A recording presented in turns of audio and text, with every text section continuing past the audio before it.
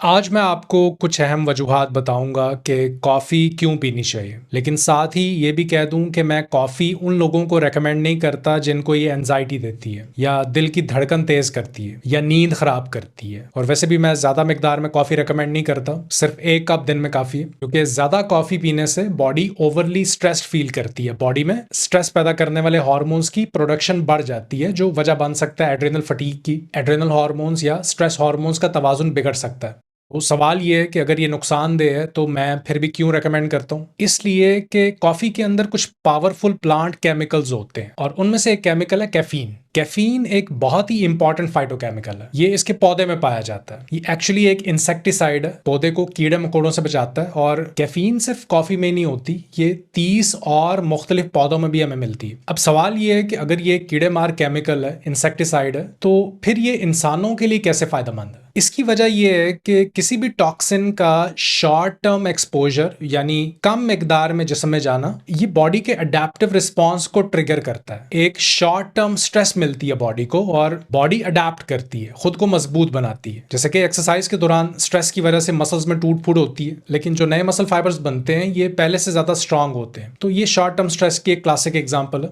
अब कॉफी असल में है क्या? ये कॉफी के पौधे के बीज हैं।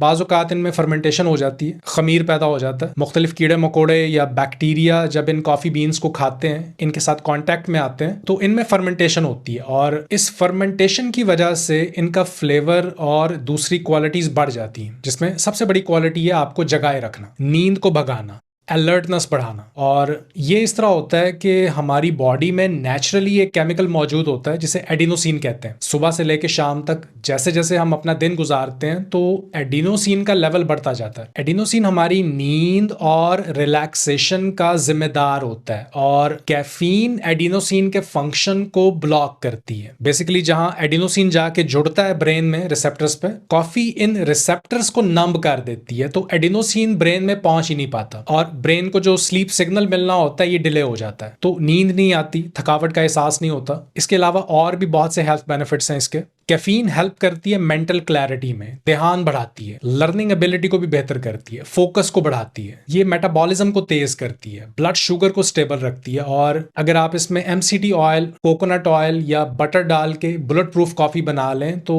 ये डाटा भी मौजूद है कि इससे डिमेंशिया का रिस्क कम होता है, पार्किंसंस की सिम्टम्स, इवन अल्जाइमर्स के सिम्टम्स में भी कमी देखी गई है। एक और फायदा ये देखा गया कि कैफीन बाइल प्रोडक्शन और बाइल फ्लो को रेगुलेट करती है, जिससे पथरी का रिस्क कम हो जाता है। पित्ते की पथरी, gall stones, even kidney stones के रिस्क में भी कमी देखी गई। इसके एंटी कैंसर इफेक्ट्स पे भी डाटा मौजूद है। मैं ऐसा बिल्कुल नहीं कह रहा हूं कि कैंसर से बचना है तो ज्यादा कॉफी पीनी चाहिए। इसमें बेसिकली इसके एंटी इन्फ्लेमेटरी इफेक्ट्स पे बात की गई है, क्योंकि इसमें एंटीऑक्सीडेंट्स का हाई कंटेंट होता है। एंटीऑक्सीडेंट्स बॉडी में जहरीले मादों के जमा होने को रोकते हैं, फ्री रेडिकल्स को न्यूट्रलाइज करने में मदद करते हैं। इसके साथ कैफीन की हिपैटो प्रोटेक्टिव प्रॉपर्टीज पे बात की गई है। हिपैटो मतलब लिवर। कैफीन लिवर फाइब्रोसिस और लिवर कैंसर के रिस्क को कम करती है। इसमें कुछ ऐसे पॉलीफिनोल्स मौजूद होते हैं जो गट फ्लोरा को सपोर्ट करते हैं, फ्रेंडली जरासीम जो बॉडी के मुदाफियती निजाम का हिस्सा है, बीमारी से लड़ने में मदद करते हैं। पॉलीफिनोल्स इनकी ग्रोथ और डाइवर्सिटी को सपोर्ट करते हैं। एक कंडीशन है जिसे ऑर्थोस्टैटिक हाइपोटेंशन कहते हैं। जो लोग इसका शिकार हैं, इसमें जब कोई अचानक खड़ा होता है तो ब्लड प्रेशर बड़ी तेजी से ड्रॉप होता है, अचानक चक्कर आ जाते हैं। कॉफी इस मसले को फिक्स करने में हेल्प कर सकती है। लेकिन मेरे साथ ये होता है कि अगर मैं बहुत ज़्यादा कॉफ़ी पी लूँ, काम करते करते ज़्यादा कॉफ़ी पी लूँ किसी दिन, तो रात को मेरी नींद उड़ जाती है और नींद आ भी जाए तो नींद की क्वालिटी वैसी नहीं रहती। और मैं सिर्फ ब्लैक कॉफ़ी पीता हूँ, सिंपल ब्लैक कॉफ़ी या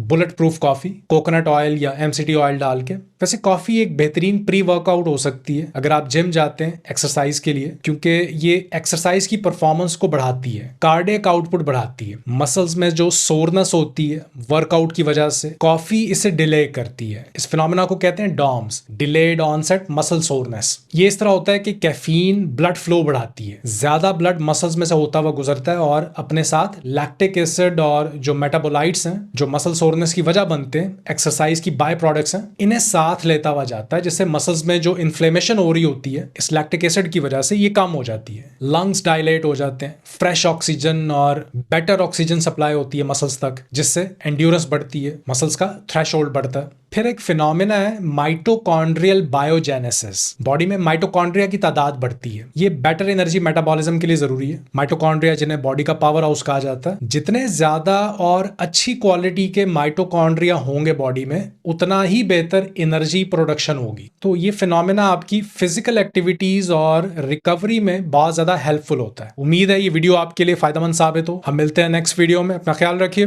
अल्लाह हाफिज।